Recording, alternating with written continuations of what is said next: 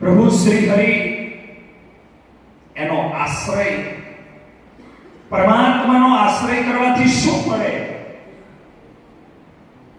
બ્રહ્માંડોની અંદર અભય આપનાર કોઈ તત્વ હોય તો માત્ર ને માત્ર પ્રભુ શ્રી હરિ છે, ઠાકોરજી છે, પરમાત્મા છે, અભય આપનાર.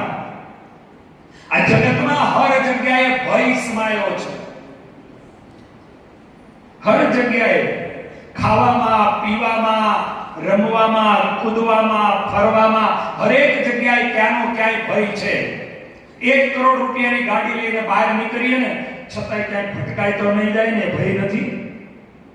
ગાડી ભલે ગમે એટલી સેફટી વાળી હોય, ગાડી ભલે કરોડ રૂપિયાની હોય, પણ ક્યાંક અથડાઈ ન જાય એનો ભય છે.